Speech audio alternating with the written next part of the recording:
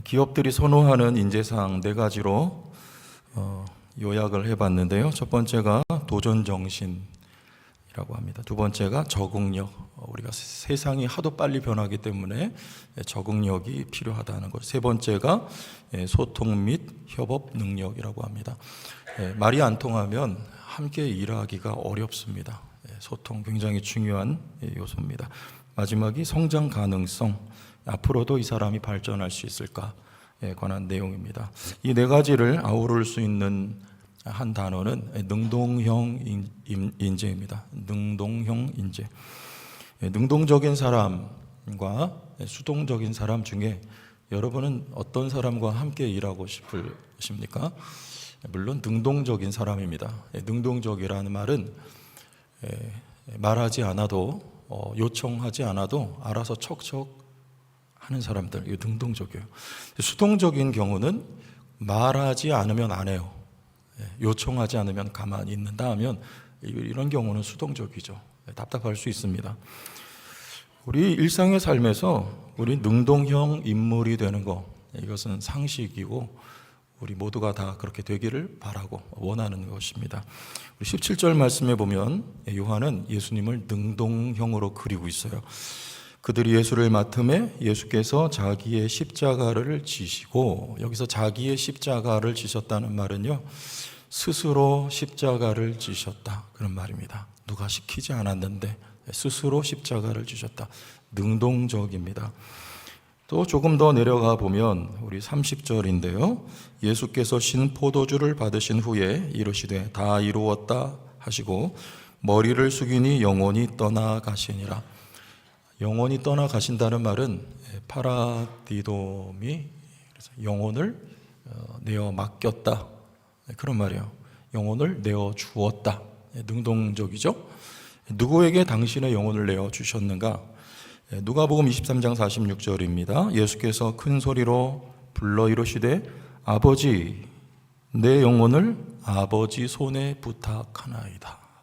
예수님 자신의 영혼을 아버지 손에 맡기신 것이죠. 능동적으로. 우리의 능동이라고 하는 건 신앙생활에 있어서 중요한 대목입니다. 하나님 아버지의 주권과 뜻 안에서예요. 안에서 밖에서. 뜻 안에서는 우리가 적극적이어야 되고 능동적이어야 돼요. 십자가를 지시는 것, 그리고 부활에 이르는 것, 아버지의 주권적인 섭리와 뜻 안에서 예수님은 스스로 십자가를 주셨고 부활을 기대하며 하나님의 손에 당신의 영혼을 내어 맡기실 수 있었던 것입니다. 하나님의 주권적인 뜻 안에 우리는 능동적이어야 된다는 것입니다. 5월 11일 전교인 체육대회, 이거는 우리끼리만의 교제가 아니라 말씀을 드렸습니다.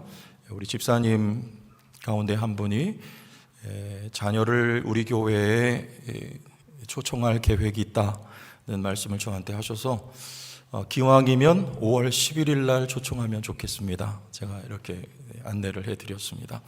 그날은 우리만이 아니라 우리가 기도하고 있는 목장의 VIP들을 다 우리가 초청을 해서 그들이 마음문을 활짝 열고 예수님을 맞아들이기까지 하나의 과정과 단계가 됐으면 좋겠다 하는 취지에서 우리가 5월 11일 날 앞에 있는 제천 여중 체육관에서 우리가 타이틀을 뭐라고 했어요? 우리 축제라 이렇게 했죠. 그런 한 날을 맞이했습니다. 요즘 오늘도 이렇게 세 가족이 네 분이나 오셨는데 제 생각은 그래요. 아마도 우리가 매주일마다 예배 드릴 때 합심기도 첫 번째 기도 제목이 항상 VIP를 위해 기도하죠. 여러분 목장에서 기도하죠.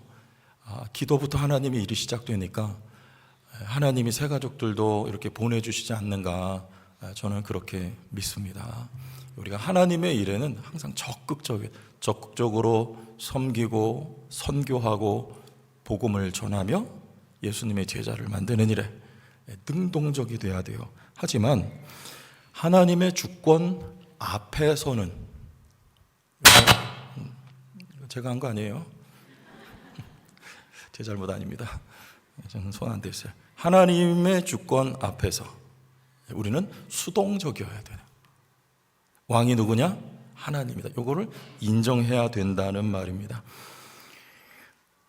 하나님이 능동이시고 일은 그분이 계획하시고 그분이 과정을 만드시고 그분이 성취하시는 하나님이 능동이시고 우리는 그분의 현존 앞에 수동적이어야 되는 것, 이것을 잘 우리가 구분을 해야 됩니다. 에덴 동산에서 하나님이 주신 것 모든 것입니다. 하나만 제외하고 선악과죠. 이것을 향하여 능동적으로 우리가 따먹으면 그게 죄가 돼요. 수동적인 하나님의 명령 말씀, 그분의 주권 앞에 나아가야 됩니다. 다윗은 시로 매우 능동적인 인물이었습니다. 모두가 골리앗 앞에 벌벌 떨고 있을 때 단연코 나섰던 한 사람은 다윗이었습니다. 능동적인 사람이었는데 이 다윗도 그의 생애 내내 하나님의 주권 앞에서는 수동이었습니다. 많은 시간을 쫓겨다닙니다.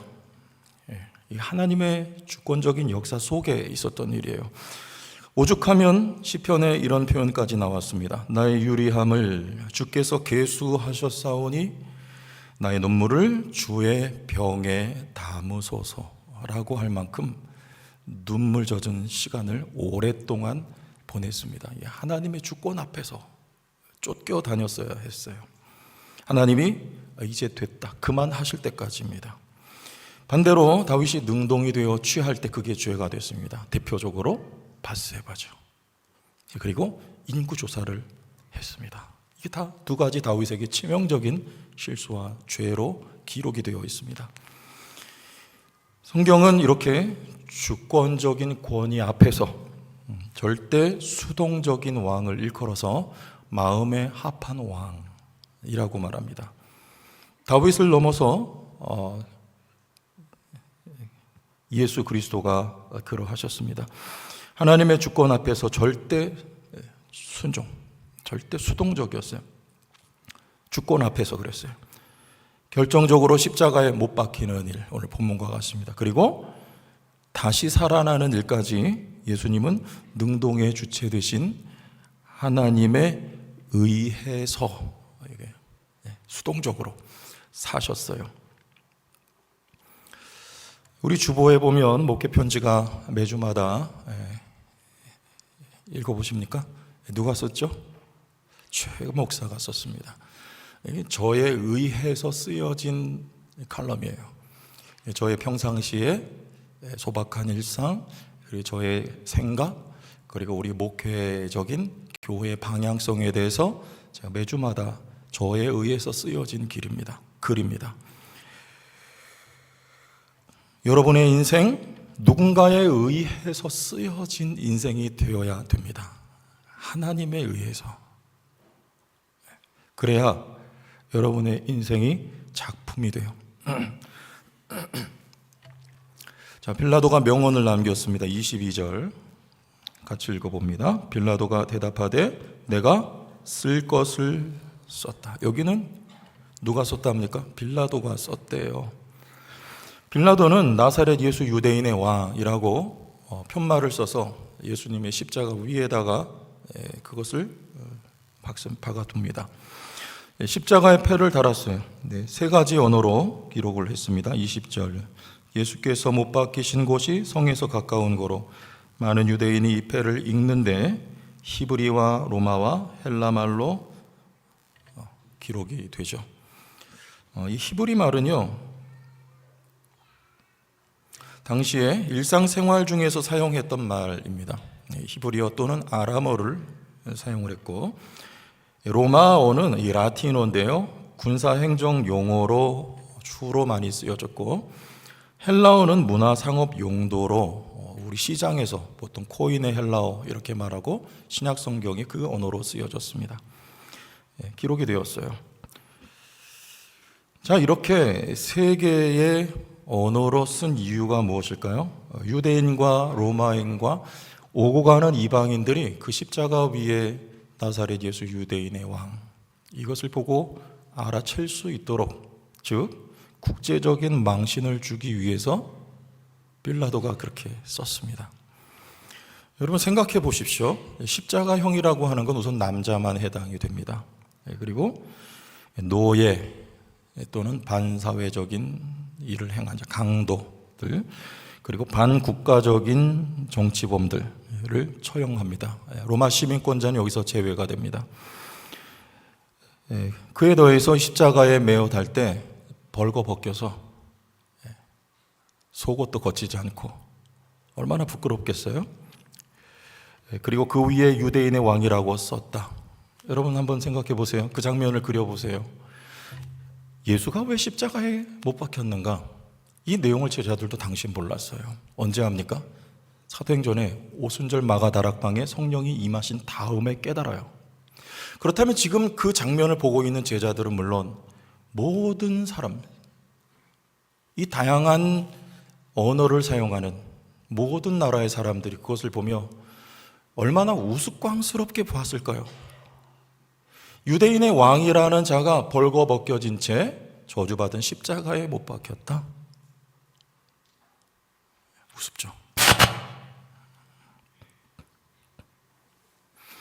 이에 더해서 유대인들은 하나의 형용사를 더하라고 고집을 피웁니다. 자칭 유대인의 왕이라고 쓰라는 거예요. 하지만 빌라도는 총독의 자존심과 고집을 내세워서 이렇게 말한 것입니다. 내가 쓸 것을 썼다고 말해요. 빌라도가 쓸 것을 썼는데 의도가 무엇일까요? 조롱이죠.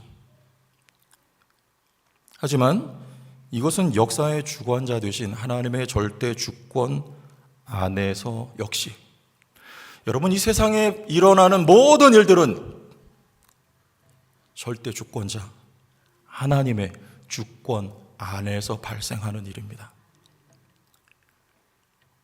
요즘 시국이 어렵지만 이것만은 인정해야 돼요. 하나님의 주권 안에서 발생하는 일입니다. 하나님을 신뢰해야 돼요. 저는 그렇게 믿습니다. 하나님이 당신의 일을 행하실 것입니다.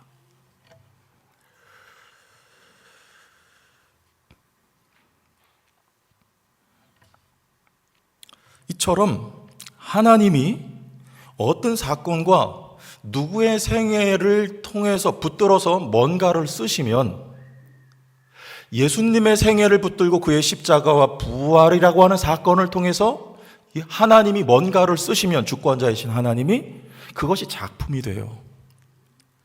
여러분의 삶을 하나님이 붙들어서 여러분의 생애를 통해서 일어나는 모든 사건들을 하나님이 사용하셔서 뭔가를 쓰신다는 것을 꼭 기억하시길 바랍니다. 하나님 주권자세요. 그러면 여러분의 인생이 작품이 돼요. 믿습니까? 설마? 정말? 진짜일까? 맞아요. 23절과 24절을 보겠습니다. 군인들이 예수를 십자가에 못 박고 그의 옷을 취하여 네 깃에 나눠 각각 한 깃씩 얻고 속옷도 취하니 이 속옷은 호지 아니하고 위에서부터 통으로 짠 것이라. 24절 같이 군인들이 서로 말하되 이것을 찢지 말고 누가 얻나 제비 뽑자 하니 이는 성경에 그들이 내 옷을 나누고 내 옷을 제비 뽑나이다 한 것을 응하게 하려 함이러라.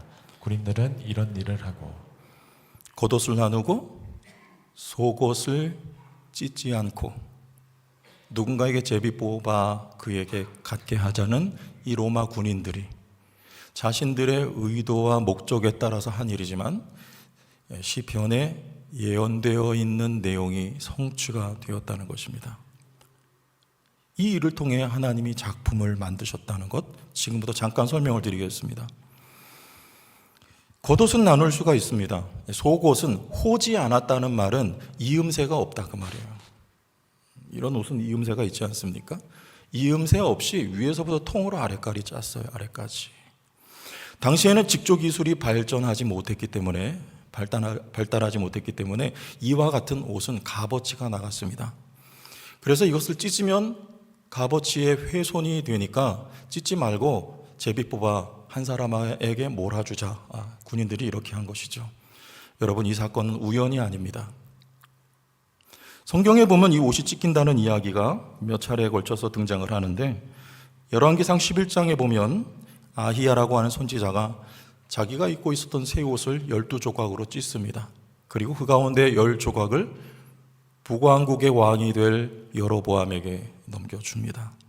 이것은 이스라엘 나라가 분열될 것을 남과 북으로 상징하는 거예요. 옷이 찢긴 것이죠.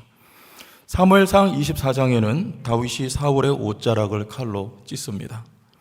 이것은 사울 왕의 몰락과 다윗이 왕으로 등극하여 새로운 나라를 이루어갈 것을 보여주는 예시의 차원이죠.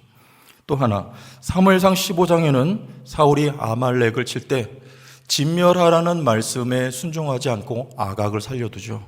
불순종할 때 사무엘이 사울 왕의 멸망, 왕좌에서 버려질 것을 얘기하자 사울이 사무엘을 옷을 붙들어요. 그리고 그 옷이 찢어집니다. 이건 역시 마찬가지예요. 이 나라를 하나님이 찢어서 훌륭한 누군가에게 주실 것이라는 예언의 말씀입니다. 그런데 오늘 본문에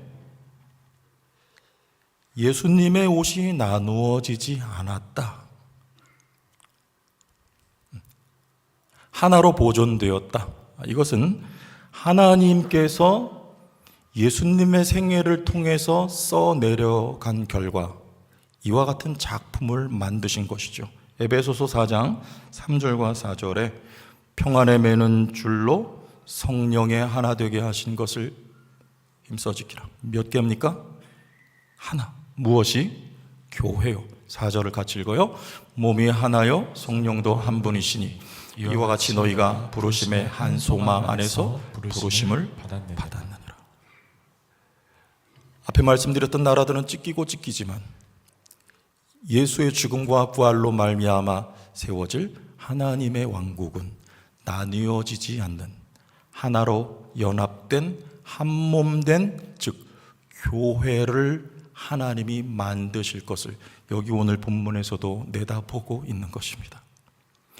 예수님의 생애를 통해서 하나님이 쓴 작품은 다름 아닌 교회인 줄로 믿습니다. 우리는 원바디예요. 한 몸으로 부름받았습니다. 나누어질 수 없습니다. 만약에 몸이 나누어진다면 그건 불구자 또는 죽은 상태와 같습니다. 그 증거를 본문에서 다시 한번 찾아보면 25절에서 27절을 읽어보겠습니다. 25절 제가, 26절 여러분, 27절 다 같이 읽어요. 예수의 십자가 곁에는 그 어머니와 이모와 글로바의 아내 마리아와 막달라 마리아가 섰는지라. 예수께서 자기의 어머니와 사랑하시는 제자가 곁에 서 있는 것을 보시고 자기 어머니께 말씀하시되 여자여 보소서 아들이니이다 하시고 다 같이 또 그 제자에게 이르시되 보라 내 어머니라 하시되 그때부터 그 제자가 자기 집에 모시니라. 사랑하시는 제자는 아마도 요한 같아요. 어머니는 누굽니까? 마리아, 예수님의 육신의 어머니죠. 그런데 뭐라고 하십니까? 보소서 아들입니다. 피가 안 섞였어요. 남남입니다. 아들이에요. 요한이 그 시로부터 마리아를 집에 모십니다. 어제 새가족 환영회가 있었는데요. 우리 목장별로 목자 목녀 나오시고 새가족에게 환영의 꽃다발을 전하고 함께 식사하면서 참 은혜로운 시간을 가졌습니다. 새가족들이 돌아가며 소감을 한마디씩 했는데 인상 깊은, 제가 들은 바로는 교회에 대한 선입견과 불편함이 해소가 되었다. 이 일에 있어서 목자 목녀의 헌신이 놀라웠다. 모임을 위해서 집을 내어주고 식사를 정성껏 준비해서 섬겨주는 등등의 목장 안에서의 따뜻함이 나의 마음을 녹이는데 한 몫을 했다고 저에게는 들렸어요. 여러분, 왜 집을 내어줄까요? 모임을 위해서. 요즘 같은 시대에. 그리고 매일은 아니더라도 정기적으로 따뜻한 식사를 준비해서 함께 나눕니까? 왜 그런 불편한 헌신을 우리는 지금 하고 있는 거예요? 목장 모임을 처음 접하는 분들이 한결같은 질문 같아요. 부담스럽다. 왜 이렇게 안 해도 되는데, 식사 이렇게 차리지 않아도 되는데 왜 이렇게 할까? 꼭 집에서 모이지 않아도 되는데 왜 이렇게 할까? 여러분, 왜라고 생각하십니까? 교회는 가족입니다. 이걸 믿습니까? 주님이 십자가에 피 흘려 돌아가시며 주님이 부활하사 하나님은 그 역사를 붙들어 뭔가를 쓰셨는데 그 작품이 바로 교회라는 말입니다. 우리 성도 교회가 이 아름다운 교회 되기 바랍니다. 가족 공동체가 되기를 바랍니다. 교회를 사랑하시기를 주의 이름으로 축원합니다. 예수님의 피값으로 세운 교회, 하나님이 만든 지은 작품이에요.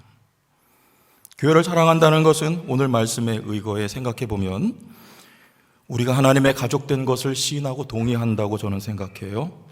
우리 전도사님 가정에 아들이 몇입니까? 넷입니다. 얘네들 가만히 보세요. 누구 닮았어요?